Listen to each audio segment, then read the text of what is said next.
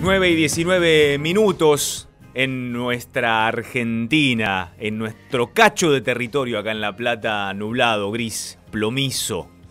Pero en la patria grande se están jugando cartas bravas en estas horas. Bolivia define tal vez a su próximo presidente en la primera vuelta en las elecciones de este domingo. Ayer hubo cierre de campañas del candidato Luis Arce, del MAS, del movimiento que conduce indiscutiblemente Evo Morales, y de Carlos Mesa, que por supuesto va al frente de una coalición de centroderecha, opuesta a las políticas públicas y a la idea en general que propone Evo Morales para la conducción de la nación.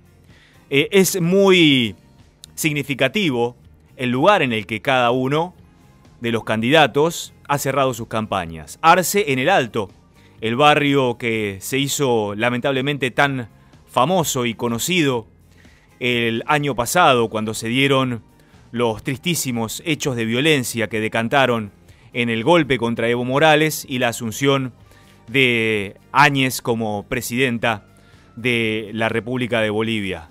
Y Mesa lo hizo en Santa Cruz de la Sierra, que es justamente el distrito, el territorio más rico de Bolivia y en el cual se concentra justamente la oposición más ferviente a Evo Morales y al MAS.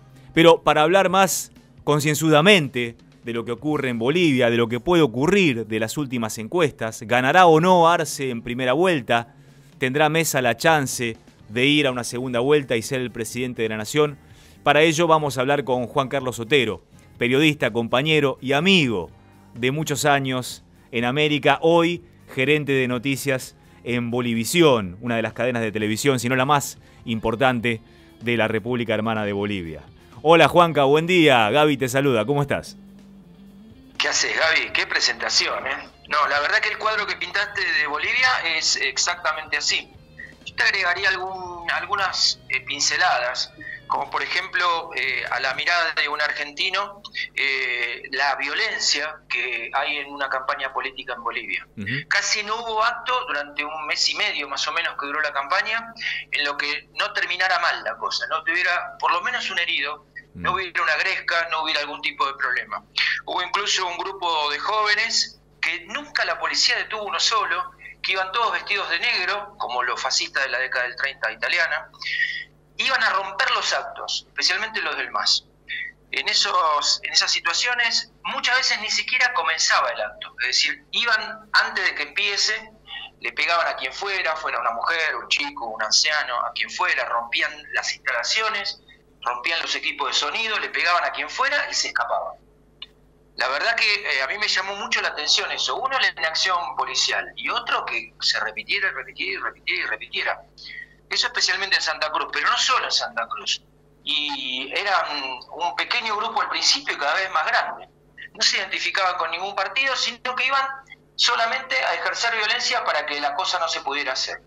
Así se fue desarrollando esta campaña que, como bien decís, ayer terminó, porque fueron los actos de cierre. Igualmente hasta el viernes al mediodía se pueden hacer cosas, pero ya no se van a hacer cosas de magnitud. La verdad llamó mucho la atención el poder de movilización que tiene el MAS. Uno sabe, ¿no? Tiene mucho desarrollo en cada uno de los territorios. Hay 640 municipalidades, tienen presencia en todas, mientras que los partidos de oposición no tienen tanta presencia. Eso le genera una cierta presencia también después en los votos, ¿no? Las encuestas hablan de que Arce, el hombre del MAS, el que fue ministro de Economía durante los 14 años de gobierno de Evo, lleva unos 42% de intención de voto, mientras que el segundo, Carlos Mesa, quien fuera vicepresidente de Sánchez de Lozada, por ejemplo, quien desde hace un tiempo es un eterno candidato de la oposición, tiene un 33%. El primer dato es que con el 40% se gana, es decir, Arce está pasando esa barrera. El segundo dato es que le tiene que sacar un 10% al segundo, y eso no lo logra todavía, pero estamos a un 1%. Y otro dato, se podría decir que las encuestas que te estoy mencionando casi no toman en cuenta la población rural, porque son encuestas telefónicas, donde es muy fuerte el partido de Evo y de Arce, Y tampoco tienen en cuenta el voto en el extranjero, que no es menor, es un 4% aproximadamente. Cuando estamos hablando de que todo se definiría con un 1%, ese volumen, pucha, importa y mucho. Solo en la Argentina hay 345.000 bolivianos en forma legal. De esos no sé cuántos están habilitados para votar, pero ponele que fuera la mitad. Es muchísima gente. En Brasil, solo en Sao Paulo hay 250.000. Es decir, hay mucha población boliviana en la diáspora que puede llegar a torcer también la elección del próximo domingo. ¿Qué significaría para esa convulsionada Bolivia la posibilidad de que ganara Arce? Porque no es lo mismo que Arce ganara con el 50% de los votos, como él lo ha propuesto en su cierre de campaña, que ganando por el 40 más 1, es decir, con casi un virtual, no digo empate, pero ahí raspando la olla. Me parece que tiene que ver con el futuro de Bolivia el hecho de que Arce pueda tener una victoria contundente. De lo contrario, su gobierno va a estar absolutamente atosigado. ¿Cómo se ve este futuro? ¿Cómo lo analizan políticamente desde allí? Mira, Gaby, la situación es como una moneda que está en el aire girando desde hace un montón de días y que el domingo va a caer. Puede caer de un lado o puede caer del otro. Porque si cae del lado de Arce es que ganó y bien. Pero si llega a ganar, pero con menos del 10%, en segunda vuelta pierde. Porque hay un partido, el MAS, y todos los otros son antimasistas y se unirían en la segunda vuelta. Por lo tanto, en este momento hay un filo de un 1 o 2% que define la elección. Ahora, yo te cuento que en esas encuestas hay 25% de la gente que o dice que va a votar en blanco, o dice que va a votar nulo, o no quiere contestar. El 18% de la gente no quiere contestar las encuestas. ¿Por qué? Bueno, algunos hablan del voto vergonzante, por ejemplo. De la gente que va a votar al MAS pero no lo quiere decir, o votó atemorizado, es decir, hubo tanta violencia que no quiere decirlo por teléfono, sería claramente identificado. Bueno, ¿cuál es la lectura? Bueno, que puede haber lío, concretamente. Nosotros estamos preparando ya la cobertura del próximo domingo y la verdad que no es menor el tiempo que uno termina ocupando en las medidas de seguridad de la gente. Cada periodista tiene un casco que dice prensa, bien grande. Cada periodista tiene máscaras anti-gas lacrimógeno y la va a llevar consigo. Es decir, vos sabés lo que es, que un periodista salga con un casco. Bueno, ¿qué está esperando? No se está esperando que la cosa sea pacífica. Debería ser una fiesta, ¿no? Una fiesta de la civilidad, una fiesta donde la gente se puede expresar qué tipo de país quiere, porque la verdad que los dos modelos son bien distintos, ¿eh? El de Arce plantea levantar el país con el consumo interno, es decir, generar un apoyo a que la gente reciba mejores sueldos para que consuma y por eso mismo reflotar la economía boliviana. Mientras que Besa se plantea un país exportador, especialmente del litio, que ese no es un tema menor también, Gaby. El mundo está yendo hacia una reconversión industrial, saliendo de los hidrocarburos y entrando en la cuestión de la electricidad, los autos eléctricos, toda la movilidad eléctrica. Y eso va a ser a fuerza de litio. Y Bolivia es el principal depósito de litio del mundo, ¿sí? En los salares que tiene. Por lo tanto, no es menor, es como una elección en los países petroleros en la década del 90. ¿Sí? Claro, el tema es quién maneja el litio. Dinero. El tema es quién maneja el litio, ¿no? Si lo maneja el Estado boliviano o lo van a manejar 3 o 4 que van a venir de vaya a saber dónde. O ya sabemos de dónde, ¿no? Y bueno, esa es la discusión del domingo.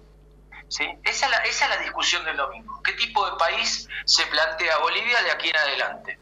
No solo los próximos 5 años. En esos 5 años se define todo después. Porque ya empezás a privatizar lo que hasta hace un rato era de todos y listo, fuiste. Mesa igualmente es un moderado, ¿eh? Es como casi como un radical antes de Macri. ¿Viste? Esa gente que te plantea cosas que vos los escuchás y la verdad que están bien, pero cuando vos querés profundizar no sabés muy bien qué piensan en los temas económicos o en los grandes temas del país. Es un hombre que no tiene una gran definición. Es un hombre que viene de los medios, es licenciado en literatura, tiene muy buena verba, por lo tanto, pero es muy frío y tiene un techo de un 30% que no lo puede romper. Cuando arrancó esta campaña, que podríamos decir que arrancó hace un año y pico, ¿no? Porque sabemos todo lo que pasó en octubre del año pasado y demás. Bueno, Mesa tiene un techo de un 30 y pico y no puede superar.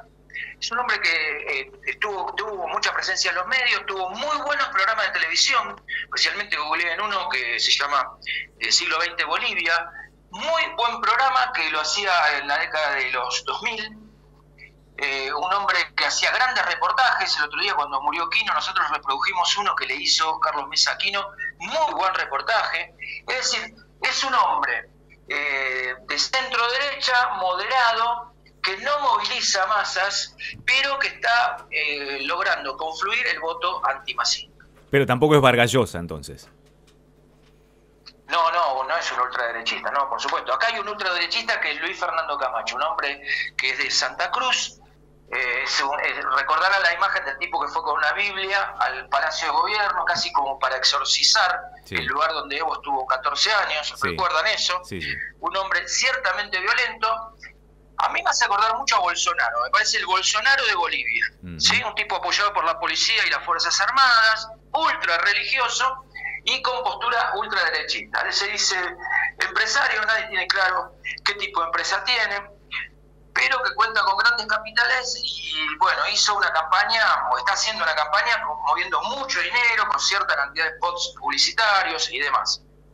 Ese hombre tiene hoy más o menos un 15% de intención de voto. Y lo que se le pide desde el lado antimacista es que baje la candidatura para apoyar a Mesa.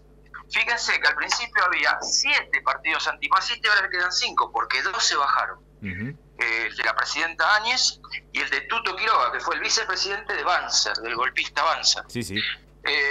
Después hay otra señora llamada Bayá, que es del partido de Banzer, de ADN, que el partido se bajó, pero ella no se quiere bajar. Entonces hay una indefinición que en estas horas se puede determinar. No tiene mucha intención de voto, tiene medio punto, pero estamos hablando de que con un 1% se puede dar vuelta a la elección. Fundamental, fundamental. Y serán acá entonces clave el accionar de los fiscales de uno y otro partido, ¿no? Fundamental para el conteo voto a voto. Sí, y además los veedores, ¿no? Ya hay 4 grandes organizaciones dedicadas a esto que están presentes, ya llegaron. Hablamos de la Fundación Carter, de la OEA, bueno, ya vinieron el doble que la anterior elección. La anterior elección vinieron 2, ahora ya hay 4 y se espera que vengan más. Por lo tanto, bueno, no solamente los fiscales, sino los veedores. A ver, yo te voy a decir la verdad, y es feo, pero lo que se espera es que haya violencia. Gane uno, gane el otro, que de la otra parte no soporten la derrota y que salgan a las calles a tratar de que no se lleve a cabo lo que las urnas hayan dicho. Y cómo jugará la policía también, ¿no? Porque el rol de la policía durante los eventos del año pasado dejó por lo menos la definición de acá es que dejó muchísimo que desear, temible. No, y los militares, ¿no? Claro. Los militares. Yo otro día estuve en Sacaba. Hubo 2 grandes matanzas en noviembre del año pasado. Una fue Sencata, en el Alto, y otra fue Sacaba, en Cochabamba. Sacaba es una población que está justo pegadito como si fuera Ciudadela, de la ciudad de Buenos Aires, o como si fuera Avellaneda, una cosa así, de Cochabamba. Sí. Y es un bastión del masismo. Siempre ganó el MAS con muchísima cantidad de votos. Bueno, y cuando fueron los hechos de octubre y noviembre del año pasado, fueron miles, se habla de 10.000 personas, a manifestar a Cochabamba. Cuando iban a entrar en un puente que da ingreso a Cochabamba, los esperaban cientos de policías y militares y se generó una masacre que se llevó 11 vidas y hubo más de 100 heridos de bala, además de heridos de raspones, golpes y lo que fuera. Yo estuve el otro día ahí, hay como un santuario y hay balazos por todos lados. Hay frentes de casa que tienen más de 20 balas. Todas las paradas de colectivo con balazos, todos los caños de la luz con balazos. Lo que debe haber sido eso. Después de haber ido, vi un video, porque googleé, busqué, y la verdad que me atemorizó, la gente corriendo y se escuchaba un balazo atrás del otro y no paraba. Un video como de media hora, que se escuchan miles de balazos. La verdad que es terrible. Bueno, esto es lo que sucedió hace un año y desgraciadamente es lo que todo el mundo espera que suceda este fin de semana. Ojalá que no, Juanca, ojalá que no. Ojalá Y no. que se cuiden mucho todos los compañeros, los colegas, por supuesto particularmente vos, sabés que te aprecio, te quiero, te extraño y aprendí muchísimo de vos cuando trabajamos juntos en América durante tanto tiempo. Todo enriquecedor, nuestra labor codo a codo, porque estábamos casi como compañeros de banco en un tiempo en la redacción. Así que, Juanca, desde Gran, ya... gran cebador de mate, Gaby. Es Le verdad, es puedo verdad. decir, Es verdad, es verdad. Gran cebador de mate. Aparte, el mate de vasito de telgopor. Una cosa bastante blasfema, pero bueno. Bueno, pero era más higiénico. Para estas épocas vendrían bárbaros. Estábamos anticipando lo que iba a venir, ¿eh? Bueno, Juanca, mucha suerte para el Había que domingo. cambiar la bombilla entre mate y mate, lo único, ¿no? Pero Claro, bueno. claro, claro. Juanca, mucha suerte para el domingo, cuídate mucho y seguramente estaremos en contacto una vez que se conozcan los resultados. Cuando lo necesites, Gaby, un abrazo. Un abrazo grande. Juan Carlos Otero, Chau, chau. gerente de noticias de Bolivisión, aquí en Próspera Mañana.